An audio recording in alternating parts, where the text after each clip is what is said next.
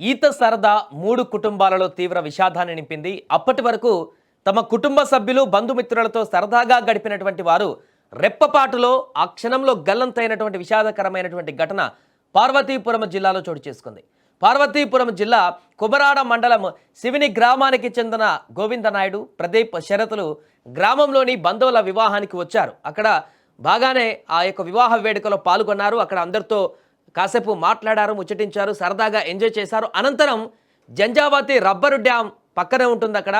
అక్కడ డ్యామ్లో సరదాగా కాసేపు కలిసాం కదా, ఈవెంట్లో సరదాగా అలా బయటికి వెళ్ళొద్దామని చెప్పేసి అక్కడికి వెళ్ళారు. డ్యామ్ దగ్గరికి అక్కడికి వెళ్ళిన తర్వాత ఈత కొడదామని చెప్పేసి ఆ డ్యామ్లోకి దిగారు. అయితే వీరిలో మొదట నీటిలోకి దిగినటువంటి శరత్ ఈత రాక కొట్టుకుపోతుండగా, ఆ తర్వాత వెంటనే శరత్ వెనుక ప్రదీప్ కూడా అతన్ని రక్షించేందుకు అందులోకి దిగాడు. ఆ ప్రయత్నంలో అతను కూడా మునిగిపోయినట్టుగా సమాచారం.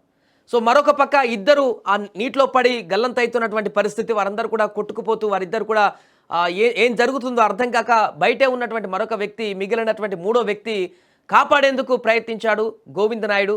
అతను కూడా ఈ యొక్క కాపాడేటువంటి ప్రయత్నంలో ముగ్గురు యువకులు నీటిలో గల్లంతైపోయినట్టుగా తెలుస్తోంది.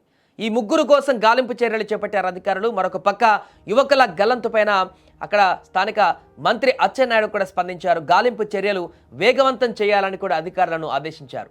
ఇలాంటి ఘటనలు పునరావృతం కాకుండా హెచ్చరిక బోర్డులు ఏర్పాటు చేయాలని కూడా ఆదేశించారు. ఇంకొక పక్క ముగ్గురు యువకులు గల్లంతుతో ఆ గ్రామంలో విషాద ఛాయలు అలుముకున్నాయి.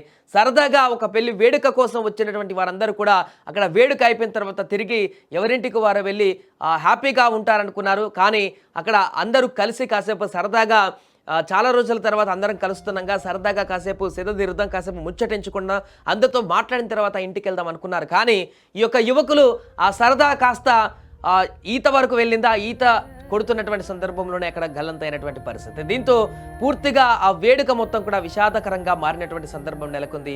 ముగ్గురు ఎట్ ఏ టైం అక్కడ గల్లంతైనటువంటి విషయానికి సంబంధించి ఆ కుటుంబ సభ్యులు ఆ వేడుక జరుగుతున్నటువంటి ఇంట మొత్తం కూడా విషాద ఛాయలు అలుముకున్నాయి.